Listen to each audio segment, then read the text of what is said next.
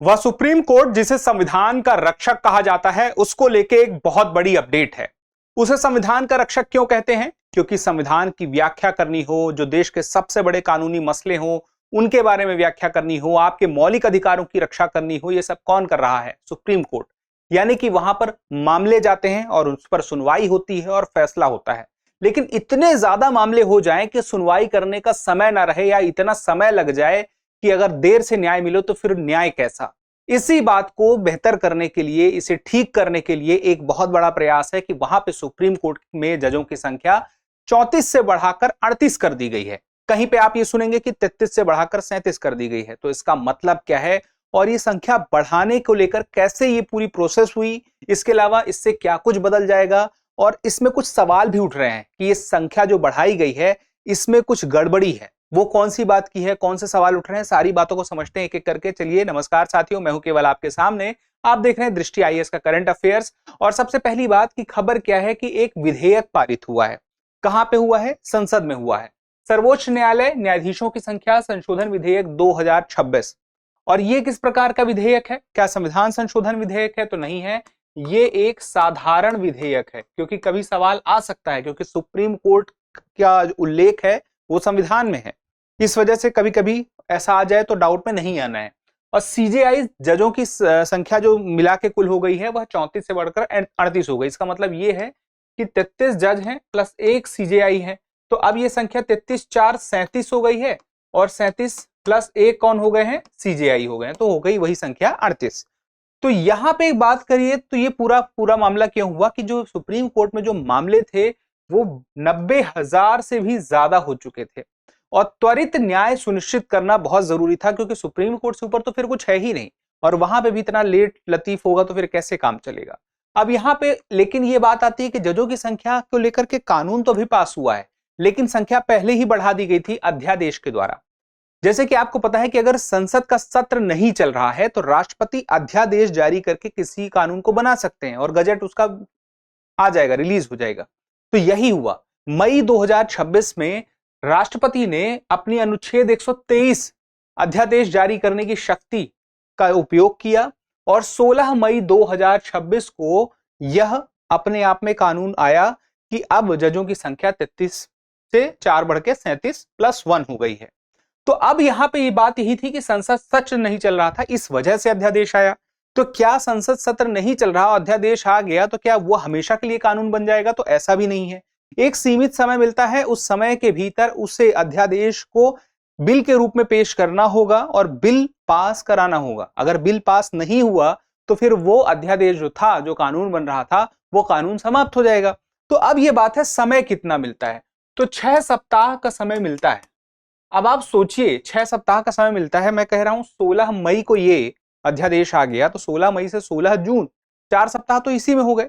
फिर उसके बाद ये पूरा जुलाई निकल गया, तो 6 सप्ताह से तो ज्यादा हो गए। तो ऐसा नहीं होता है। नया सत्र जो भी आया, शुरू हुआ, उसके 6 सप्ताह, यानी कि 20 जुलाई से नया सत्र अगर शुरू हुआ तो उससे 6 सप्ताह काउंट होंगे। तो उसके अंदर ही दरअसल ये बिल पास हुआ है, कोई देरी नहीं हुई है। अब बात आती है कि बिल कहां पास हुआ है? लोकसभा में पास हुआ है। यानी कि सबसे पहले लोकसभा में पेश हुआ, वहां पास हुआ, फिर राज्यसभा में गया। अब दरअसल यही सवाल उठ रहे हैं कि लोकसभा में इसे जो पेश किया गया है, क्यों पेश किया गया लोकसभा में? पहले क्योंकि इसे मनी बिल के तौर पर पेश किया गया है, और मनी बिल जो है पहले लोकसभा में ही आता है। अब ये मनी बिल को लेकर के ही सवाल उठ रहे हैं कि इसे मनी बिल साधारण बिल ले आते, उससे संख्या बढ़ा देते।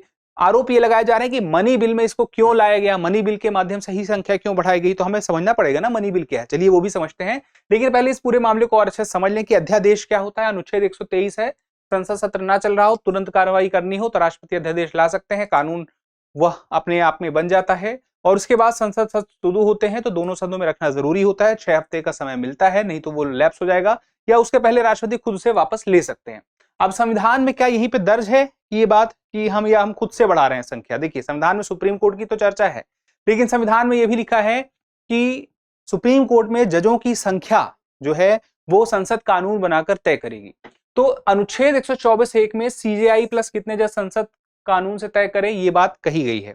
तो यही हो भी रहा है। तो आधार क्या बना जजों की संख्या बढ़ाने का? अनुच्छेद 124(1). फिर उसके बाद अभी क्या प्रयास हुआ है, कैसे? तो अध्यादेश से पहले प्रयास हुआ तो 123 जो राष्ट्रपति की शक्ति है। फिर उसके बाद अब बिल पास किया गया। तो जज जब तक कानून न बने 7 से ज्यादा जज नहीं होंगे, ये बात कह दी गई थी। तो पहली बार 1+7 था, यानी कि 8 जज थे टोटल सुप्रीम कोर्ट में शुरुआत में। लेकिन जब कानून पहली बार बनाया गया जजों की संख्या बढ़ाने के लिए, तो 1956 में बढ़ाया गया। और ये 1956 में संख्या एक बार नहीं, फिर उसके बाद कुछ कुछ सालों में कई बार 7 बार बढ़ चुकी है जजों की संख्या। तो जजों की संख्या बदलने के लिए कोई संविधान संशोधन जरूरी नहीं है, साधारण विधेयक से ही यह हो गया। अब बात आती है शुरुआत, मैंने कहा कि मूल में संविधान में 1+7 की बात थी, 8 जजों की संख्या। 56 में बढ़ के 11 हो गए, फिर 60 में 14, 77 में 18, क्योंकि मामले बढ़ रहे हैं, देश की आबादी बढ़ रही है, केसेस बढ़ रहे हैं, तो जजों की संख्या भी तो बढ़ानी पड़ेगी। फिर उसके बाद 9 में 31, 2019 में 34 हुए थे, 19 के 7 साल बाद अब संख्या बढ़ी है और अब हो गई है 38। तो वर्तमान कानून का जो नाम है क्या है वो समझिएगा, सर्वोच्च न्यायालय न्यायाधीशों की संख्या अधिनियम 1956, इसी में संशोधन किया गया है। तो अब ये बिल हो गया 2026 संशोधन, इसी में धारा 2 में बदलाव किया गया है और बाकी सब सेम है, बस जजों की संख्या बदल दी है।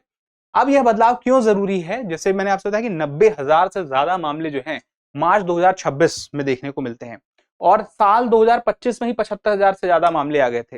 यानी कि मामले बहुत तेजी से बढ़ रहे हैं, तो तेजी से उन्हें निपटाने की जरूरत होगी। अगर देर से न्याय मिला तो क्या ही न्याय मिला। और इस देश में हम तो अभी सुप्रीम कोर्ट की बात कर रहे हैं, हाई कोर्ट्स, डिस्ट्रिक्ट कोर्ट्स, यहाँ पे देखें तो ये संख्या तो लाखों करोड़ों में पहुंच जाती है। तो अब इससे लाभ क्या होगा? मामले की निपटान क्षमता बढ़ेगी। और देखिए बहुत सारे ऐसे मामले होते हैं ना जिसमें ज्यादा जजों की बेंच चाहिए होती है, तो संविधान पीठों का निर्माण करना थोड़ा सा आसान हो जाएगा। ज्यादा संविधान पीठ बनेगी तो ज्यादा जो बड़े मामले हैं उनकी सुनवाई नियमित ढंग से हो पाएगी। नागरिकों को लेकर के बेहतर उपलब्धता होगी और संवैधानिक कानून पर ज्यादा स्पष्टता और निरंतरता आएगी और जल्दी होगा कुल मिला के। और यहाँ पे लेकिन चुनौतियां क्या है? सिर्फ संख्या बढ़ाना काफी नहीं है, बल्कि पूरी एक जो प्रक्रिया होती है सुनवाई की उसको भी देखना होगा। कॉलेजियम और सरकार का मतभेद आप देख ही रहे हैं, हाल फिलहाल में फिर मतभेद हो गया था कॉलेजियम को लेकर के, जिसमें सुप्रीम कोर्ट के ही एक जो जज है, सिटिंग जज है वर्तमान में, उन्होंने ही आरोप लगा दिए कि कॉलेजियम के माध्यम से परामर्श दिया जाता है और ऐसा परामर्श जो कि बाध्यकारी होता है, जो राष्ट्रपति को मानना ही होगा और उसी के आधार पर जजों की नियुक्ति होगी। लेकिन कॉलेजियम जब कोई नाम का प्रस्ताव दे भी रहा है तो उसमें कारण नहीं दे रहा है कि इस जज को हम सुप्रीम कोर्ट का जज बनाना चाहते हैं। आप ये प्रस्ताव तो देते हो लेकिन ये नहीं बताते हो कि उनके फैसले क्या थे, उन्होंने क्या अच्छा काम किया। तो पारदर्शिता की कमी की आवाज जो है वो अंदर से उठी है। तो इस मतभेद को भी दूर करना होगा। अतिरिक्त जजों के लिए जो बुनियादी ढांचे बनाने पड़ेंगे, जैसे उनकी व्यवस्था भी सुप्रीम कोर्ट में बनानी पड़ेगी, उनके लिए स्पेस बनाना पड़ेगा, उनके लिए स्टाफ तैयार करना पड़ेगा। तो वो सब चीजें जल्दी से जल्दी करनी होंगी। फिर अब एक मैंने बोला था सवाल कि इसको, ये जो बिल पेश हुआ मनी बिल के रूप में इसे पेश किया गया। मनी बिल के रूप में पेश करने से ये कहा जाता है कि सरकार को बिल पास कराना आसान हो जाता है और इससे राज्यसभा में उसे परेशानी नहीं होती है। तो ये दरअसल मनी बिल का एक मकसद है जो संवैधानिक रूप से है, उसको समझिए। अनुच्छेद 110 में मनी बिल का जिक्र है। तो इसमें क्या है कि सिर्फ टैक्स, उधार, संचित निधि से जुड़े प्रावधान वाला बिल होता है। कुल मिला के सरकार का जो राजस्व होता है, कर गैर कर, वो सब कुछ यहाँ पे इस जो संचित निधि में होता है ना हमारे देश के, तो वो जो संचित निधि में सब कुछ होता है उसी से ही जजों को भी पैसा उसी से मिलेगा, उसके स्टाफ का भी खर्च उसी से निकलेगा। तो उस संचित निधि से जुड़ा हुआ बिल था, तो उसको कह दिया गया कि देखिए ऐसा है कि अनुच्छेद 110 में संचित निधि से जुड़े जो प्रावधान वाला बिल होता है वो उसके अंदर रखा जाता है, उसको मनी बिल के अंदर। तो टैक्स, उधार या संचित निधि से जुड़ा हुआ मामले में से ये संचित निधि से जुड़ा हुआ मामला हो गया, क्योंकि जजों का खर्चा, उनके स्टाफ का खर्चा, वो मेंटेनेंस का खर्चा सब कुछ संचित निधि से दिया जाएगा। तो एक लिंक जोड़ दिया गया जजों की संख्या बढ़ाने में, जो प्रावधान थे कि जो खर्च है वो संचित निधि से है, इसलिए ये मनी बिल हो गया। तो अब लोकसभा से ही इसकी कार्रवाई शुरू हो सकती थी, लोकसभा में पेश हुआ।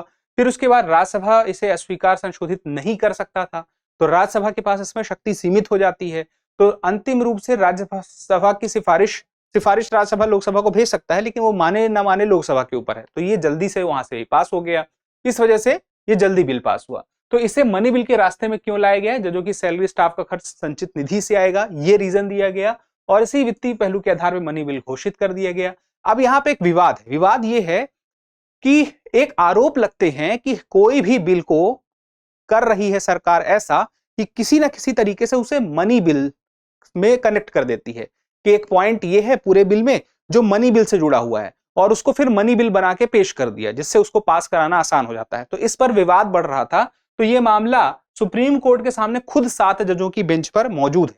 तो इस पर अभी मामला चल रहा है, इस पे सुनवाइयां चल रही हैं और अभी 2 साल से मामला, इस पे फैसला भी नहीं आया है। अब सोचिए कि उसी के मनी बिल के ही नाम पे जजों की संख्या बढ़ा दी गई, जबकि वो मामला खुद ही चल रहा था।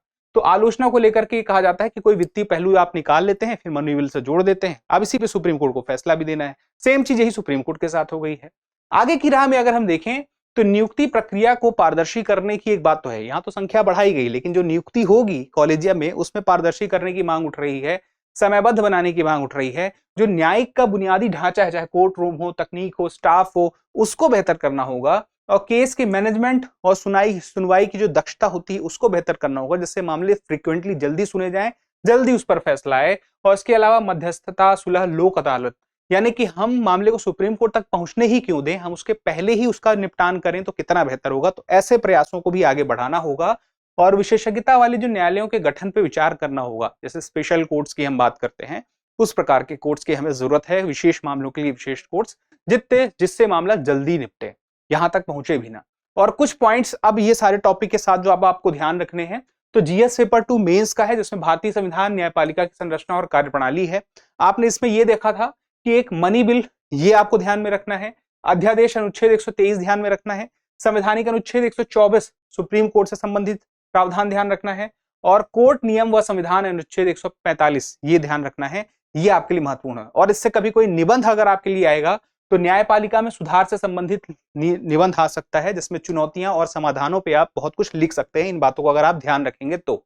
अब सारी बातें हो गई, तो एक जरूरी बात, लेकिन एक सवाल भी आपसे पूछूंगा पहले ये कि अगर आप यूपीएससी की तैयारी अपने घर से करना चाहते हैं, दृष्टि आईएएस की दिल्ली वाली तैयारी, तो आपको वही क्लासेस मिलेंगी दृष्टि लर्निंग ऐप पे।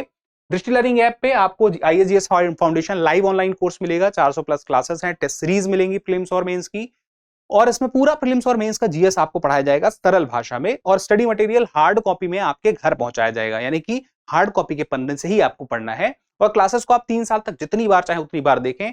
इसके बारे में अतिरिक्त जानकारी चाहिए तो वीडियो के डिस्क्रिप्शन में लिंक है, कमेंट बॉक्स में लिंक है, उसे ओपन कर सकते हैं या फिर इस नंबर पर कॉल कर सकते हैं 8750187501 पर। और हमारा आज का सवाल है, सुप्रीम कोर्ट के जजों की संख्या के संदर्भ में निम्नलिखित कथनों पर विचार कीजिए। पहला, सुप्रीम कोर्ट के जजों की संख्या बदलने के लिए संविधान संशोधन आवश्यक है। दूसरा, 2026 का संशोधन अध्यादेश के माध्यम से लागू हुआ था, इससे पहले कि इसे बिल के रूप में पारित किया जाता। तीसरा, यह बिल मनी बिल के रूप में पारित हुआ, जिसमें राज्यसभा की सिफारिशें लोकसभा पर बाध्यकारी नहीं थी। अब आपको बताना है कितने कथन सही हैं, केवल 1, केवल 2, 3 या इनमें से कोई नहीं। तो इस सवाल का जवाब जरूर दीजिएगा, क्योंकि जब आप जवाब देते हैं तो यकीन मानिए हमें और बेहतर करने की प्रेरणा मिलती है। फिलहाल के लिए इतना ही, मिलते हैं अगले सेशन में। धन्यवाद। चैनल को सब्सक्राइब करना मत भूलिएगा। अब एग्जाम की तैयारी को और बेहतर करने के लिए हमारे चैनल को लाइक, शेयर और सब्सक्राइब करना ना भूलें।